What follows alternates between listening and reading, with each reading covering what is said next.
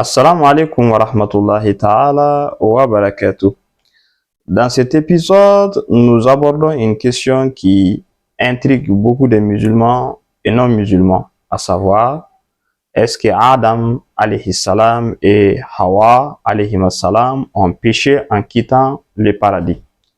Le Coran dit qu'ils ont désobéi, mais est-ce qu'un péché moral? Est-ce une faute religieuse? Nous allons répondre avec des preuves du Coran, des propos des imams alayhim salam et une lecture spirituelle profonde. Abonnez-vous et bienvenue. Tout d'abord, il faut comprendre que Adam était destiné à la terre dès le départ. Je vais établir un calife sur la terre. Vous trouverez cela dans la sourate Al-Baqarah, verset 30. Le projet divin n'était pas que l'homme reste éternellement dans le jardin, mais qu'il descend vivre une mission terrestre. Le jardin n'était donc pas le paradis éternel, mais un lieu temporaire d'épreuve. Alors, qu'est-ce qui a amené l'interdiction et l'oubli?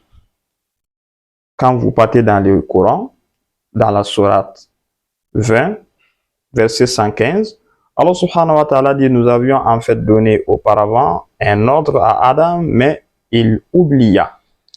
Il s'agit d'un oubli nisyan, pas d'une désobéissance intentionnelle. Selon les imams alayhim salam, Adam n'a pas violé un ordre législatif, cela veut dire qu'en arabe, taklif al-mawlawi, mais une instruction de guidance, al-irshad. Il n'y a donc pas de péché religieux, mais une erreur de précaution. C'est comme un docteur qui fait un conseil à un malade. Adam n'a pas commis des zulm al-tahrir, injustice religieuse, mais s'est jeté lui-même dans les ennuis terrestres et qu'il a corrigé par le repentir, istighfar et le retour sincère vers Dieu. Donc, maintenant, Shaitan, Iblis, leur jura en disant, je suis pour vous un conseiller sincère. Sourate 7, verset 21. Adam a été trompé et n'a cherché pas à défier Dieu. C'est une expérience humaine de la ruse, pas une rébellion comme certains le pensent. Alors, dans la sourate 7, verset 23, Allah subhanahu wa ta'ala dit, ô notre Seigneur, nous nous sommes fait du tort à nous-mêmes. Donc, Adam ne justifie rien, il se répand immédiatement et Dieu accepte. Dans la sourate 20, verset 122, puis son Seigneur l'élu, l'absout et le guide. Alors, cela montre que Dieu ne punit pas, mais éduque par la miséricorde. Maintenant, que disent les imams sur ce sujet? Les imams Ahlul Bayt alayhim salam clarifient cette affaire. Surtout, l'imam Ar-Rida alayhi salam dit, Adam n'a pas désobéi par rébellion, il a été trompé et sa sortie du jardin était voulue par Dieu. Uyul al-Akbar de Imam Rida, volume 2, page 132. Imam Ja'far Sadiq alayhi salam aussi a dit, ce n'était pas un péché, mais une erreur dans la hiérarchie des priorités. Cela veut dire en arabe, tarkul aula. Donc, Allah subhanahu wa ta'ala lui avait proposé, mais cette proposition n'était pas une exigence. En chiisme, les prophètes sont protégés du péché. Cela veut dire qu'à l'isma, ils peuvent se tromper en stratégie, mais jamais en foi ou en morale. Maintenant, la descente sur terre, est-ce une mission ou une punition?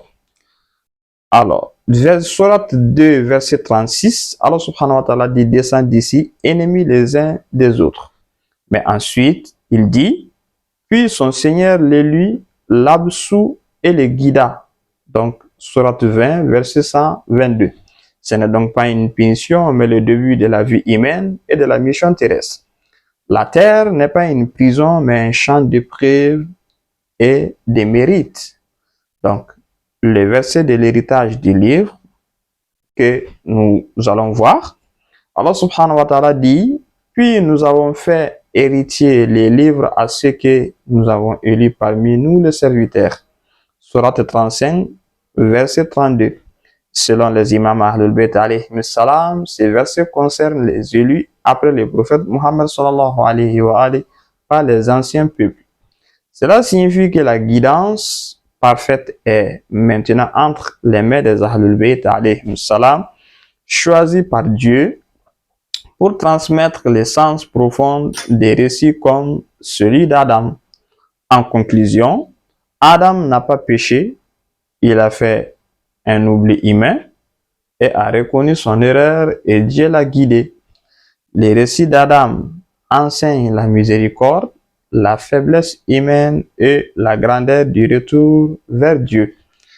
L'islam n'est pas une religion de culpabilité, mais de retour sincère à Tawwa en arabe, de guidance et de confiance. Donc, c'est tout pour aujourd'hui. Si vous avez des questions ou si vous voulez encore continuer à enrichir ce débat, vous pouvez cliquer sur sur la cloche de notification et en partageant et en abonnant. Assalamu alaikum wa rahmatullahi ta'ala wa barakatuh.